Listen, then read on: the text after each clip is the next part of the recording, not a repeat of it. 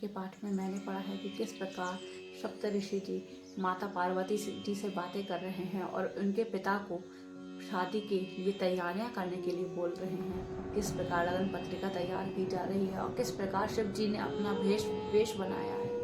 शिव जी के शादी के लिए तैयार हो रहे हैं। उनके सखा, उनके गण सब उन्हें तैयार कर रहे हैं। उन्हें कोई वस्त्र पहना रहा है तो कोई कुछ कर रहा है। आइए ये सब कुछ हम इस रामायण में पढ़ेंगे कि उनका ये अद्भुत बारात किस तरीके से हुई है। जय श्री राम।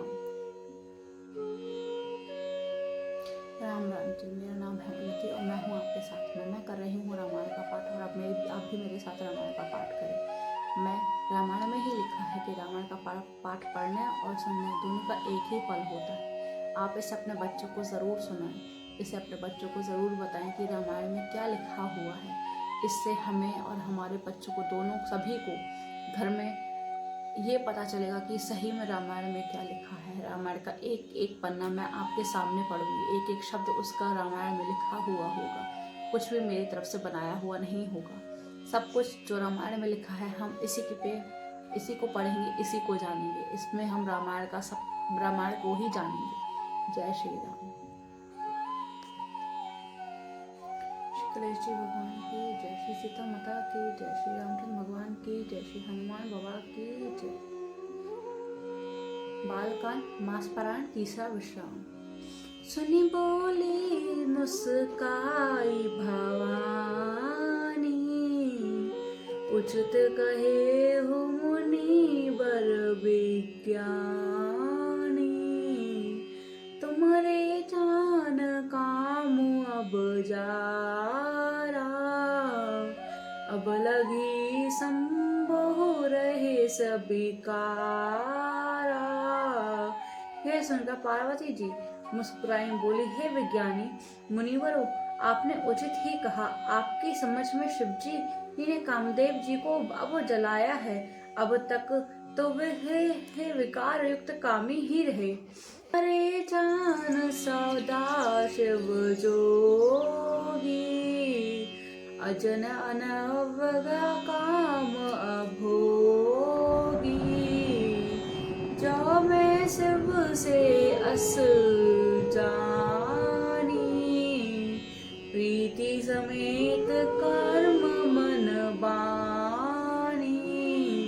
किंतु हमारी समझ से तो शिवजी सदा से ही योगी, अजन्मा, अनंज्ञ और काम रहित और भोगहीन है। और यदि मैंने शिवजी को ऐसा समझकर ही मन, वचन और कर्म से प्रेम सहित उनकी सेवा की है, तो हमार पन सन मुनीसा, कर ही सत्य कर पानिधि। तुम जो कहा हर जारे उमारा, सोई तति बड़ अवैव को तुम्हारा। तो हे मुनीश्वरों सुनिए, वे कृपा निधान और भगवान मेरी प्रतिज्ञा सत्य करेंगे। आप जो यह कहा है कि शिवजी ने कामदेव जी को भस्म कर दिया, यह आपकी बड़ा भारी अविवेक है। तात नल कर सहज सुभाव, तुम तेहि निकट जाई नहीं काऊ। गए समीप सो अवसि निशान साई, असी मन मंथ महेश की नाई। हे तात, अग्नि का यह सहज स्वभाव ही है कि पाला उसे समीप की भी कभी जा ही नहीं सकता, और जानने पर भी वह अवश्य नष्ट हो जाएगा। महादेव जी ने और कामदेव के संबंधों में भी यही न्याय बात समझनी चाहिए। हे हर्षे मुनि वचन सुनी, देखे प्रति विश्वास।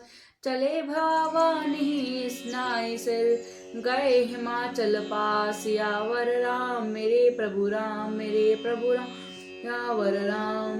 पार्वती जी के वचन सुनकर और उनका प्रेम और तथा विश्वास देखकर मुनि के हृदय में बड़े प्रसन्न हुए। वे भवानी को सिर नवाकर चल दिए और हिमाचल के पास पहुँचे। सब स्वर शंभु गिरिपति सुनावा, मदन दलन सुनि अति दुख पावा, बहुरी कहु रति कर बरदाना, सुनहि हिमवत बहुत सुख माना।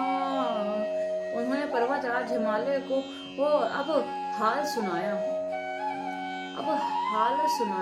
कामदेव का भस्म होना सुनकर हिमाचल बहुत दुखी हुए। फिर मुनियों ने रति के वरदान की बात कही। उसे सुनकर हिमवान ने बहुत सुख माना।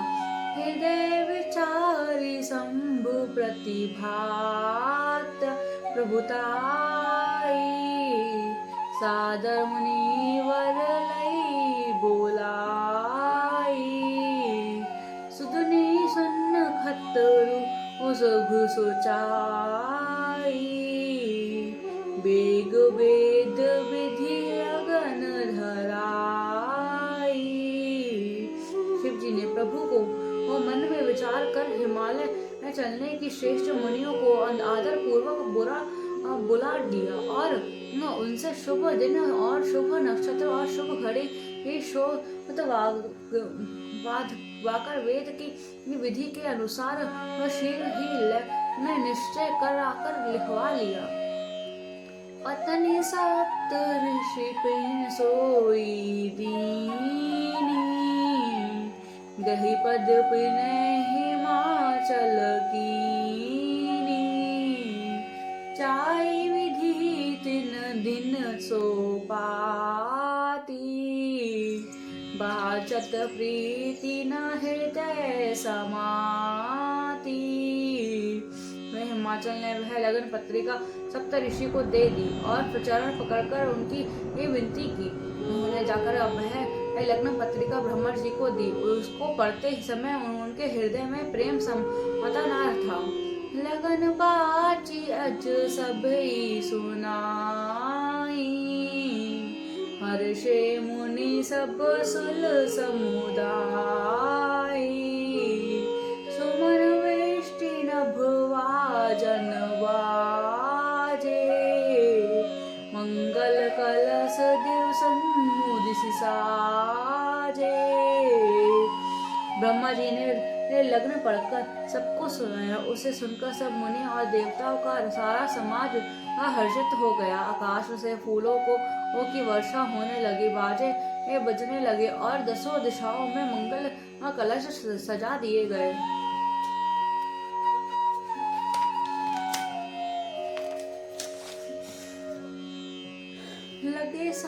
लगे सावन सकल सब वाहन विधि विमान, होय सुमगन मंगल सुभर करहि अक्षरा गान, सियावर मेरे प्रभु राम सियावर राम। सब देवता अपने अपने भांति के वाहन और विमान सजाने लगे। कल्याणप्रद मंगल शुभ कन होने लगे और सब अप्सराएं गाने लगी। शिव ही शंभु गण करी सिंगारा, जटा मुकुट अहि मोर सवारा, कुंडल कनक पहिरे व्याला, तन विभूति पट केरी छाला। शिवजी के गणों शिवजी का श्रृंगार करने लगे। जटाओं का मुकुट बनाकर उस पर सांपों का मोर सजाया गया। शिवजी ने सांपों के ही कुंडल और कर्ण पहने। शिवजी पर विभूति रमाई और वस्त्र की जगह बागोंबर लपेट लिया। शशि ललाट सुंदर सिर गंगा, नयन तीन अपपीत भुजंगा, तरल कंठ और नरसिल माला, असीब वेश शिव धाम कृपाला। शिव जी जी के सुंदर मस्तक पर चंद्रमा, सिर पर गंगा जी और 3 नेत्र सांपों का जनेऊ, गले में विश्व और छाती पर नरमुंडल माला थी।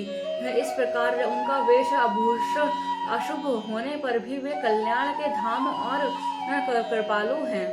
कर त्रिशूल आरूढ़ मरुवज्र राजा, चले बहस चढ़ी अजही बाजा, देखी शिव ही सुरती मुस्काही,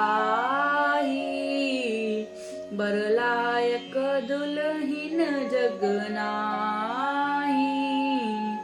एक हाथ में त्रिशूल और दूसरे हाथ में डमरू सुशोभित है।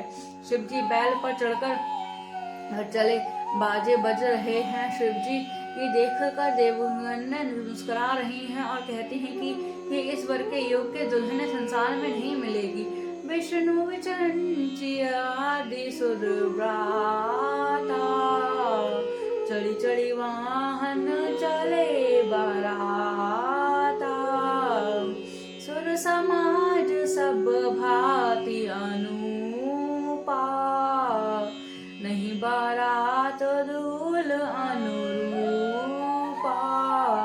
विष्णु और ब्रह्मा आदि देवताओं के समूह अपने अपने वाहनों सवारियों पर चढ़कर बारात में चले। देवताओं का राज्य, देवताओं का समाज सब प्रकार से अनुपम न परम सुंदर था, और पर दूल्हे के योग्य बारात ना थी।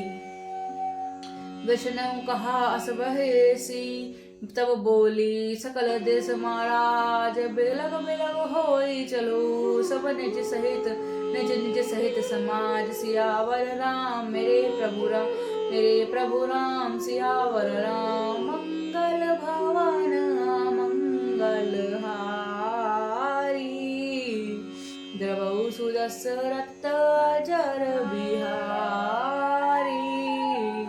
तब विष्णु भगवान ने सब दिक्पालों को बुलाकर हंसकर ऐसा कहा कि सब लोग अपने अपने दल समेत अलग अलग होकर चलो। सियावर राम मेरे प्रभु राम, मेरे प्रभु राम, सियावर राम।